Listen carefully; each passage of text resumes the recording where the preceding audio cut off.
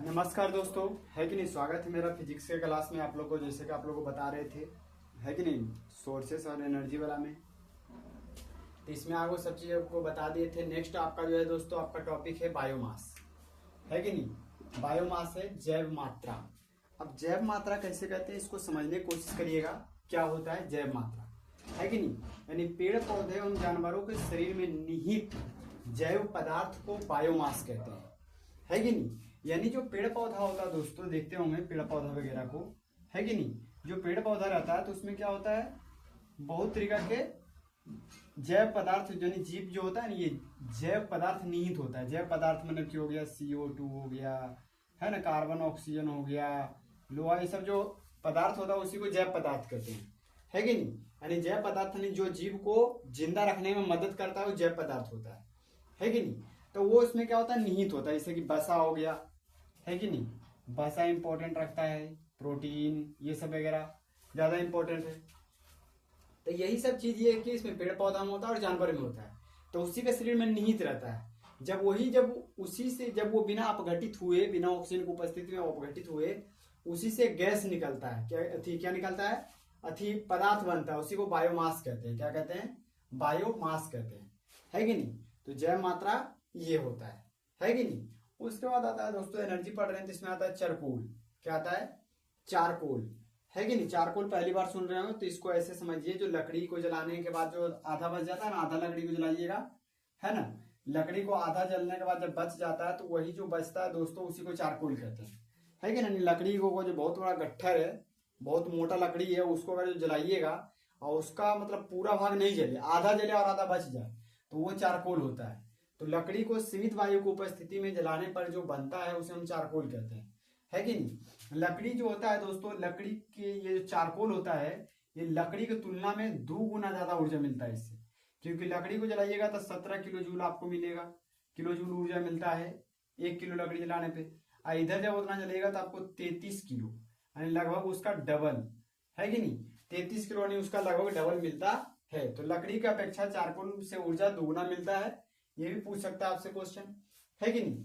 Charcoal में क्या होता है कि इसमें लकड़ी को तो जलाते हैं तो उसमें डबल ऊर्जा मिलता है कि नहीं। चारकोल से क्या होता है, उतना धुआं भी नहीं होता, आसानी से जल भी जाता है, या जल्दी मतलब कि तुरंत मतलब ऊष्मा प्राप्त हो जाता है तुरंत। इससे खाना अगर जो बनाएगा तो तुरंत बन जाता है कि नहीं। तो ये चारकोल का कमाल है। तो आप लोग देख लिए चारकोल क्या होता है दोस्तों, है कि नहीं। चारकोल उसके बाद आता है बायोगैस।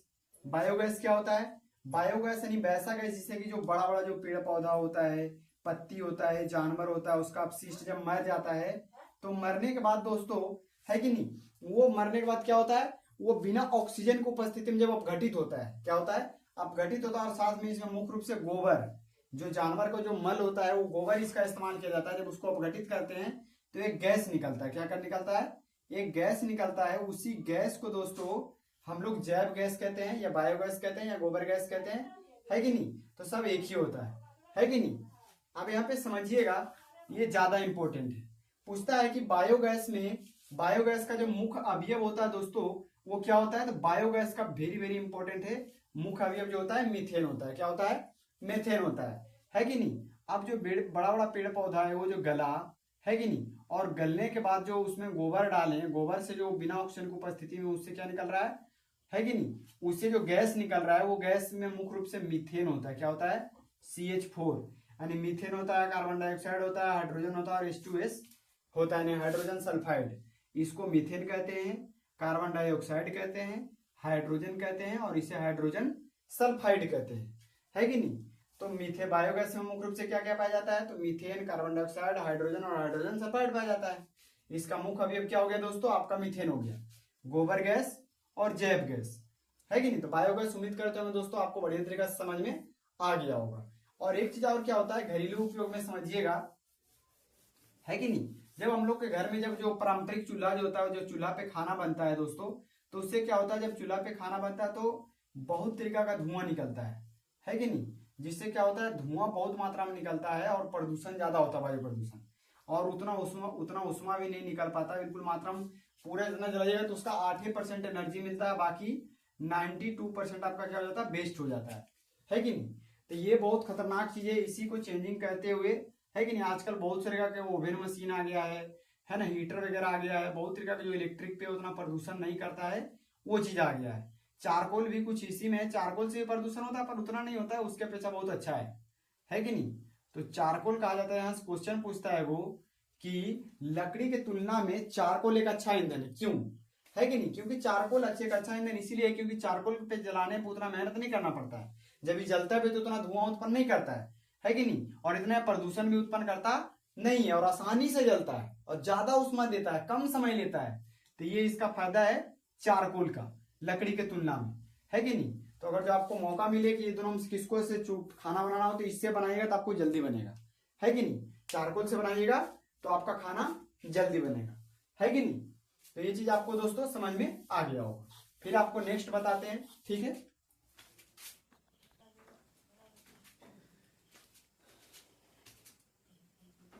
तो समझिएगा दोस्तों आगे बायोगैस का लाभ क्या होता है कि नहीं।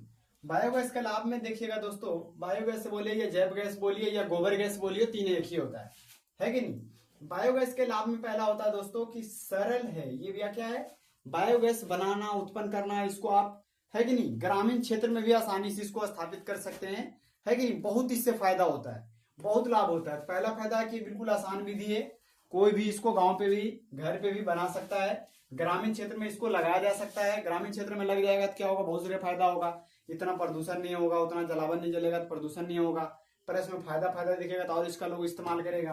दूसरा में कि धुआं, है कि नहीं, धुआं जो होता है नहीं देता है। जब बायोगैस जलता है दोस्तों तो इससे धुआं नहीं आता है कि नहीं। सोचो कितना अच्छा बात, जब हम लोग कोई जलावन जलाते हैं लकड़ी को उठाए तो उससे धुआं निकलता है, उससे बहुत तरह की बीमारी फैलता है, प्रदूषण भी होता है। लेकिन जब बायोगैस को जलाइएगा गाँव में तो इससे कोई प्रकार का धुआं नहीं निकलता है, ये बात है। इसका जो मुख्य अवयव होता है, इसका भी मुख्य अवयव होता है मीथेन ही होता है। क्या होता है दोस्तों, मीथेन, है कि नहीं। सूत्र होता है CH4। उर्वरक के रूप में भी इसका इस्तेमाल किया जाता है। उपयोग में जंगल की कटाई को रोका जा सकता है। आप सोचिए कितना फायदा है बायोगैस का। बायोगैस अगर जो लग जाएगा तो पहला तो ये बिल्कुल आसान है, अगर जो जलेगा तो धुआं नहीं देगा, आसानी से ये क्या करेगा, है ना, ग्रामीण क्षेत्र में इसको स्थापित किया जा सकता है। अगर जो बायोगैस का लोग इस्तेमाल करना शुरू कर देगा, क्योंकि बायोगैस में कुछ खर्चा भी नहीं है, जो लोग घर से वेस्ट जो कचरा होता है वो जो फेंक देता है ना, गोबर वगैरह होता है, सब क्या करता था, वेस्ट ही हो जाता है।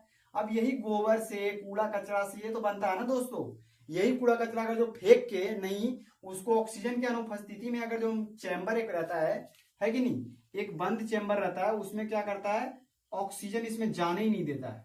जैसे इसमें जो भी अपशिष्ट पदार्थ है, गोबर है, बाइटमल है, कूड़ा है, कचरा है, फल का छिलका है, ये वो फलान ढिमकान सब भर दिया, है कि नहीं। और जब इसको ऑक्सीजन नहीं मिलेगा, इसमें जो ऑक्सीजन है उसको खींच लिया पाइप से, क्या कर लिया, ऑक्सीजन जो है खींच लिया, तो इसमें 0% ऑक्सीजन हो गया, ऑक्सीजन इसमें है नहीं। अब जब ये सड़ेगा, जब ये अपघटित होगा तो इससे ही गैस निकलता है दोस्तों। क्या निकलता है, एक प्रकार का गैस निकलता है, जिस गैस को हम बायोगैस कहते हैं। आप इसको चाहिएगा तो घर पे भी बना सकते हैं, कोई ज्यादा भारी नहीं है ना, बायोगैस। जब इसको जब ये निकलेगा ना, जब ये गैस निकलता है तो यहाँ पे सलाई मारिएगा तो यहाँ पे आग लग जाता है, क्योंकि जलनशील होता है। जिस प्रकार से सिलेंडर से अगर जो गैस निकलता है तो वहां पर जो मारिएगा माचिस तो भभक जाता है, लगने लगता है। तो यहाँ पे भी मारिएगा माचिस तो क्या हो जाता है, लहकने लगता है कि नहीं। तो ये विधि को आप एक्सप्लेन कर सकते हैं, इसका फायदा बता सकते हैं, इसका मुख्य अवयव क्या है, इसमें क्या क्या पाया जाता है, आपको सब कुछ बता दिए। उसके बाद नेक्स्ट क्लास लेकर आएंगे दोस्तों, उसमें आपको डिटेल से, है कि नहीं, विंड एनर्जी के बारे में बताएंगे। विंड एनर्जी क्या होता है, इसका वर्णन क्या होता है, कहाँ कहाँ पाया जाता है भारत में, खास करके भारत पे आपको चर्चा करेंगे। बाकी ठीक है दोस्तों, आज तक यहीं तक। जय हिंद, जय भारत।